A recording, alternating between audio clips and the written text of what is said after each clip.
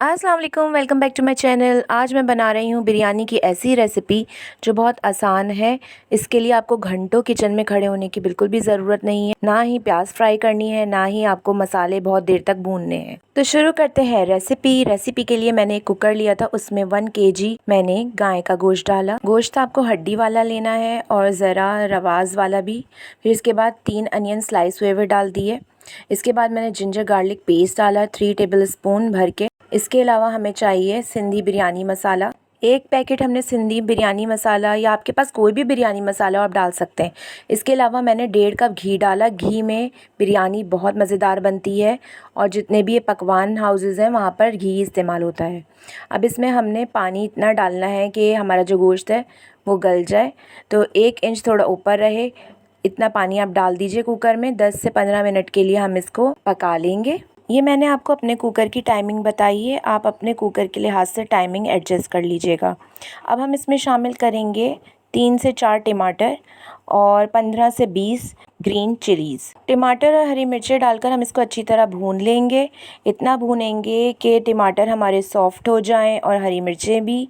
फिर इसमें हम शामिल करेंगे 1 कप दही। दही को भी हमने अच्छी तरीके से भून लेना है कि इसकी सफ़ेदी ख़त्म हो जाए और जो है ये बिल्कुल अच्छी तरह मसाले के साथ मिक्स हो जाए। दही और मसाला हमारा भुन चुका है, देखें घी ऊपर नज़र आ गया है। बहुत ज़्यादा नहीं भुने, बिल्कुल ड्राई नहीं करना। फिर हमने एक पतीला लिया, उसमें 15 ग्लास पानी मैंने डाल दिए थे। पानी में आपने डालनी है 5 से 6 लौंगे, इसके अलावा 3 से 4 हरी इलायचियाँ। इसके अलावा इसमें मैंने शामिल करे कुछ पत्तियाँ पुदीने की और 3 से 4 टेबलस्पून मैंने इसमें शामिल करा नमक। आप अपने टेस्ट के हिसाब से भी डाल सकते हैं और इसको बॉईल करने रख दिया।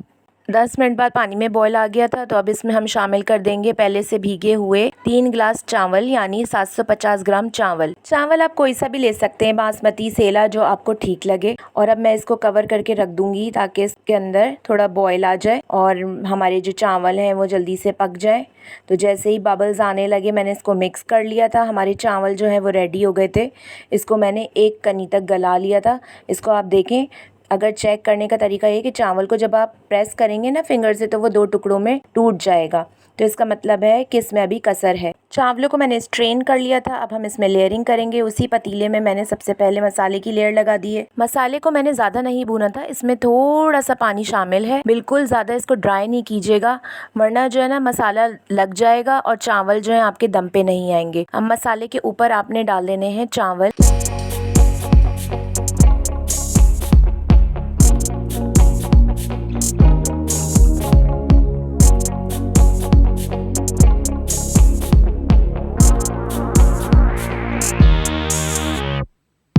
चावल और गोश्त की लेयरिंग करने के बाद अब हम इसमें फ्रेश कोरिएंडर और फ्रेश मिंट डालेंगे, यानी हरा धनिया और पुदीना। और इसके अलावा हमने येलो फूड कलर भी इसमें शामिल कर देना है। तमाम लेयरिंग हमने कंप्लीट कर ली है। अब हम इसके बाद इसको कवर कर देंगे एक कपड़े से और हमने जो है इसको 10 मिनट के लिए तेज़ आंच पे पकाना है। और मैंने तवा पहले से गर्म करने के लिए रख दिया था। पतीली मैंने तवे पे रख दी अपनी 10 मिनट के लिए तेज़ आंच पर। फिर इसके बाद मैंने आंच हल्की कर दी थी 10 मिनट के लिए। तो मेरी मज़ेदार सी बिरयानी अब रेडी हो चुकी है। इस तरीके से आप बिरयानी बनाएंगे तो बहुत मज़ेदार बनेगी, मेरी गारंटी है, और बहुत आसानी से बन जाएगी। ना ही आपको प्याज ब्राउन करने की झंझट, ना मसाला देर तक भूनने की फ़िक्र। आसानी से गोश्त भी गल जाएगा और बहुत अच्छी बनेगी। अब हम अपनी मज़ेदार सी बिरयानी को मिक्स करके डिश आउट कर लेते हैं।